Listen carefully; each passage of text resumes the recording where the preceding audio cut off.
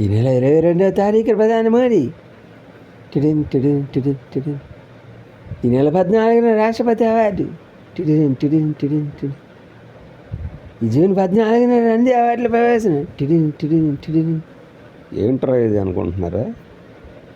ఇదిగో మనోడు హెడ్లైన్లు చదివితే ఇలా ఉంటుంది. కరోనా కఠోరం అనమాట.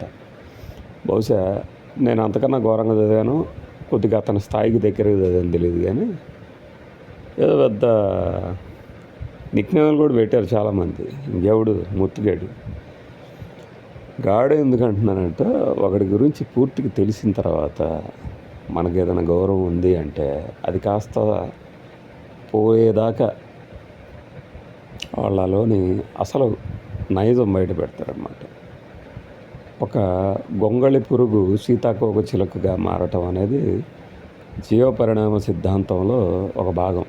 సరే, జీవపరిణామ సిద్ధాంతం కాదు గురు, నువ్వు తప్పు చెప్పావు గురు, అది వేరు గురు అనేవాడు అన్నానని అనుకోండి, సరే కానివ్వండి.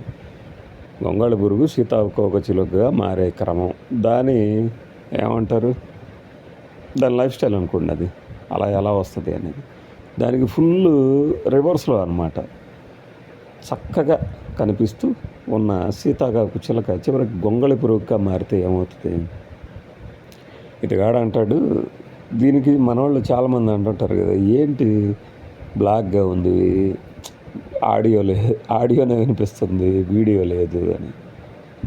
ఈ నైట్ కూడా ఇంకా కళ్ళకి ఎఫెక్టు, ప్లస్ మన డేటా సేవింగ్, రకరకాల బోల్డ్ అన్ని ఏమంటారు స్ట్రాటజీలు ఉంటాయి ఇందులో.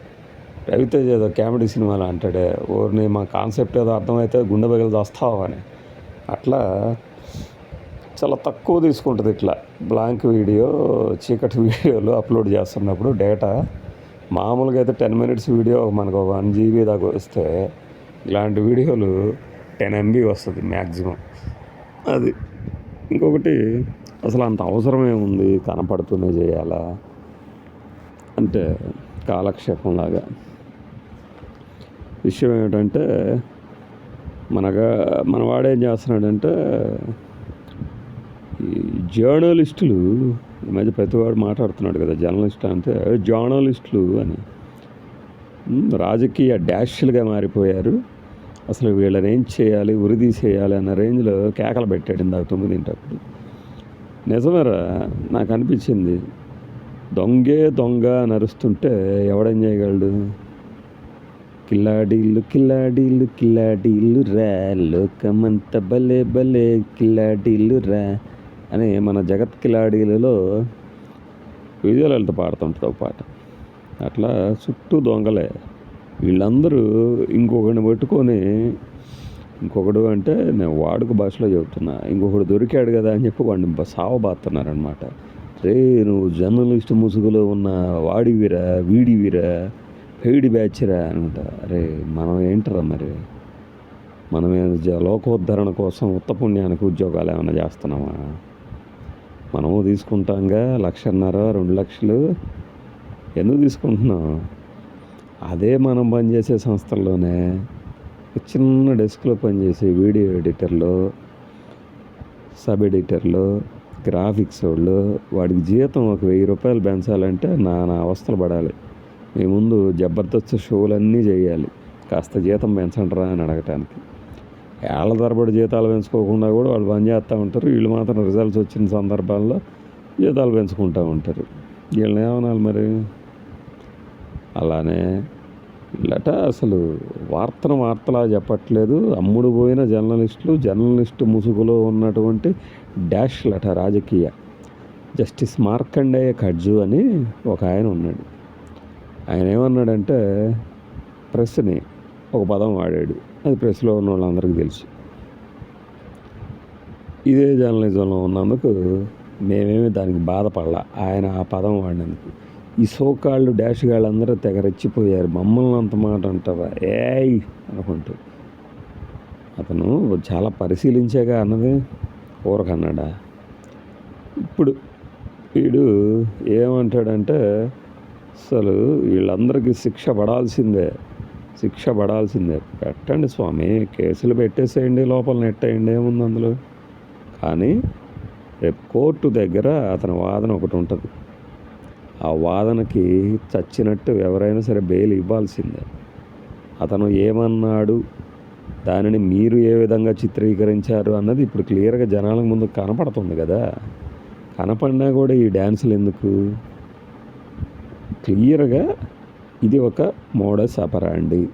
ఎందుకంటే ఆ వీడియోని వెంటనే దాని మీద రిపల్షన్ ఉన్నట్టయితే, ఏది కత్తందుకో జానకి పేరిట కృష్ణరాజు వెంటనే రిపల్షన్ వస్తే అది ఓకే. కాదు, అది కట్ చేసి ముక్కలు ముక్కలుగా అందరికీ ఫార్వర్డ్ చేశారంటేనే అది ఆర్గనైజ్డ్ క్రైమ్.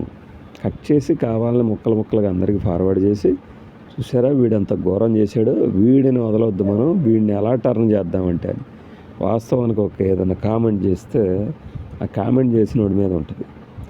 కానీ దాన్ని కావాలని చేయించారు అంటే దాన్ని నిరూపించాలిగా. ఇప్పుడు నిజంగానే కావాలని చేయించారు అనుకోండి, ఎవరిని వదలొద్దు. దీనికి నేను చెప్పినా చెప్పకపోయినా నిజంగానే ఎవడన్నా ఉంటే బయటకు వచ్చేస్తారు, సచ్చినట్టు బయటకు లాగుతారు పోలీసులకి. మనం రాజకీయంగా మనం ఏమంటారు జోక్యం లేకపోతే చక్కగా పనిచేస్తారు. అయితే వాడిలో కూడా మళ్ళీ పొలిటికల్ మోటివ్ అనేది రాకూడదు. అలాంటప్పుడు కేసులు పెడతాం, ఇరగదీస్తాం. ఇందాక చెప్పే కదా 9 గంటలకు ఒకడు వచ్చి పెద్ద పెద్ద కేకలు పెడుతున్నాడని. ఈ కేకలు పెట్టేవాడి మీదే కొంతమంది కొన్ని ఎలిగేషన్స్ చేశారు. ఇప్పుడు నేను ఆ ఎలిగేషన్స్ చేసిన వాడి ఇదిని నేనేమి సమర్థించాలా? అతని వృత్తిగానే అది.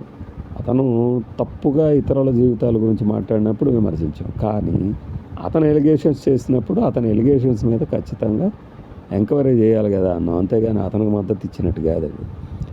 అలా ఎలిగేషన్స్ చేసిన వాడి మీద వీడు నన్ను గెలుగుతారా, నేనెంత నిజాయితీపరుణ్ణి, నన్ను గెలుగుతారా అంటూ ముత్తుగడ్డ రెచ్చిపోయాడు. అసలు కేసులు పెట్టా, మీ అందరు తాడ తీస్తా, ఏమనుకుంటున్నావు వేణు, నిన్ను వదులుతానా అని. ఏమైంది ఆ కేసు? ఏమైంది? ఎవ్వరికన్నా ఏమన్నా తెలిసిందా? అసలు ఏమన్నా అవుట్కమ్ గురించి ఏమన్నా తెలిసిందా? ఇప్పుడు అతనేదో జాతకాలు చెప్పుకొని బతుకుతాడు, బాగా బిల్డప్ తగ్గినంత బిజినెస్ లేదనేది ఇలా టీవీ ఛానల్ చుట్టూ తిరిగినప్పుడే అర్థమైపోయింది. ఆ తర్వాత అతను మళ్ళీ అయ్యో నన్ను బెదిరిస్తున్నారు అనుకుంటా ఏదో ఆడియో రిలీజ్ చేసిండు. ఆడియో అంతా ఫేక్ అంటాడు ఇతగాడు. ఫేక్ అని కేసు పెట్టాను అంటాడు. మరి అవుట్కమ్ ఏంటి? ఏం జరిగింది? లోపల పడేశారా నిందితుల్ని నువ్వు పెట్టిన కేసులో, లేదంటే కాంప్రమైజ్ అయ్యారా? ఏ రకమైన కాంప్రమైజ్ అయ్యారు? ఇవన్నీ తేలాలమ్మా. ఊరకనే అదేదో చేసిన వాళ్ళలాగా బిల్డప్లు ఇస్తే ఎట్లా? పిత్తిన ముత్తైదులాగా బిల్డప్ ఇస్తే ఎత్తా చెప్పాలి కదా. ఇదిగో పలానా కేసు నేను పెట్టానన్నాను కదా, దాంట్లో వీళ్ళు పోలీసులు ఇది తేల్చారు అని. పోనీ ధర్నా చేయి. అప్పుడు ధర్నా చేస్తానన్నావు కదా న్యాయం కోసం, ఇప్పుడు ధర్నా చేయి. ఇప్పుడు ఇతగాడంత నీచత్వం అంటే నేను చూశాం కాబట్టి చెప్తున్నా. ఇప్పుడు కాస్టింగ్ కౌచ్ సినిమా ఇండస్ట్రీలో దానికి వ్యతిరేకంగా నేను అనే ఒక ఆవిడ బట్టలు ఇప్పేసుకొని కూర్చుంది కదా ఫిల్మ్ ఛాంబర్ వెనక ముందు. మరి ఆమెను ఆ దిశగా ప్రేరేపించింది ఎవరు? నీకెందుకు, నువ్వు వెళ్ళు, నీ వెనక మా కెమెరా, మేము బట్టలు కప్పుతాం అనుకుంటా. పైగా దానికి అసలు ఆ రోజు నా టవల్ కప్పింది నేను అంట. అసలు ఆ ప్రోగ్రామ్ని డిజైన్ చేసి ఆ పని చేసి తర్వాత వచ్చేసి మళ్ళీ కబుర్లు ఎందుకు? ఏమి చూపించి మీరు ఏమి చేద్దాం అనుకున్నారు? అప్పుడు ఏమి సాధించారు ఇప్పటిదాకా? అదే సందర్భంలో ఈ కేకలు పెట్టే ఈ వ్యక్తి తాలూకు ఛానల్లో ఒక వ్యక్తి నోరు జారాడు. మరి ఆ ఛానల్ యాజమాన్యం ఏమన్నా సారీ చెప్పిద్దా? ఇతనే ఏమన్నా సారీ చెప్పాడా? లేదు కదా. కానీ వీళ్ళకి మాత్రం మహిళలంటే విపరీతమైన గౌరవం. వీళ్ళకే ఉంది గౌరవం, ఇంకెవరికి లేదంటారు. ఇదేమి ఇంకొకళ్ళు వ్యతిరేకంగానో మద్దతుగానో మాట్లాడుతుంది కాదు. మరి అదే ఛానల్లో రోజు వైఎస్ఆర్సీపీకి సంబంధించిన వాళ్ళను, కూటమిలో పొత్తులో లేనప్పుడు జనసేనకు సంబంధించిన లేడీస్ మీదను నోరు బారేసుకున్న వాళ్ళందరి మీద వీళ్ళేం చర్యలు ఎందుకు తీసుకోలేదు? దీని అర్థం ఏంటంటే వీళ్ళు చేస్తున్న దానికి వ్యతిరేకంగా మాట్లాడటం కాదు, నొప్పి నీకు తగిలితేనే నొప్పి అంటే అలా అని అడగటం. అంతేకాదు ఇప్పుడు ఇంత చేసి నేను చాలా రోజుల క్రితం కొంతమందికి గుర్తుండే ఉంటుంది, కొడాలి నాని అనే ఒక వ్యక్తి ఒక యాంగిల్ వరకే వెళ్తున్నారు వాళ్ళు, ఇంకొక యాంగిల్ని కనుక వాళ్ళు బయట పెట్టడం ప్రారంభిస్తే ఇంకెంత రొచ్చుగా తయారవుతాయో రాజకీయాలు అని. ఇప్పుడు దాదాపు ఆ దశకు చేరుకున్నాయి. ఇప్పుడు జర్నలిస్టులు ముసుగుల్లో ఉన్నటువంటి ఇతగాడు మాట్లాడిన పదాల్లో ఉన్న వాళ్ళే కొట్టుకోవడం ప్రారంభమైంది. ఇక రేపటి నుంచి ఎందుకు చెప్తున్నానంటే, ఇప్పుడు ఏవైతే 4-5 గొట్టాల్లో ఆ జర్నలిస్ట్ని అతన్ని అది చేయాలి ఇది చేయాలంటున్నారో వీళ్ళందరూ ఒకప్పుడు ఒకటే గ్రూపు. ఇప్పుడు చూసి వ్యక్తిగత పార్టీల మధ్య కక్షలు వ్యక్తిగత స్థాయికి వెళ్ళిపోయాయి. ఇప్పుడు టీవీ ఛానల్స్లో కూడా వెళ్ళిపోతే ఎంత దారుణంగా ఉంటుందంటే, వీధి కుళాయిల దగ్గర గతంలో కొంతమంది కొట్టుకొని ఒకరి బండారం ఒకరు బయట పెట్టుకునేవాళ్ళు. ఇప్పుడు ఆ స్థాయికి తీసుకెళ్తున్నారు. ఖచ్చితంగా సోషల్ మీడియాలో ఆ పోస్టులన్నీ రాబోతున్నాయి, చూడండి. ఇది తెలుసు ఏ జర్నలిస్టు ఎప్పుడెప్పుడు ఏం చేశారు అనేది. కొన్నాళ్ళుగా ప్రత్యేకించి అప్పట్లో అంటే పత్రికా రంగమే మీడియాగా ఉన్నప్పుడు మేము లేము, అట్లానే కొంతవరకే దానికి ఆధారాలు ఉండేవి. కానీ ఎలక్ట్రానిక్ మీడియా పేరిట ప్రైవేటు ఛానల్స్ ఎప్పుడైతే దూసుకురావడం ప్రారంభమైందో, ప్రతి వాడి వెనక ఉన్న చరిత్ర ప్రత్యర్థి పార్టీలలో ఇన్విటబుల్గా ఇప్పుడు ప్రతి ఛానల్కి ఒక పార్టీ తగలబడింది. కాబట్టి వాళ్ళందరికీ తెలుసు వీళ్ళు ఏం చేశారు, అప్పుడు వాళ్ళు ఏం చేశారు. ఈ భాగవతాలన్నీ మీరు చూస్తారు సోషల్ మీడియాలో. బాయ్.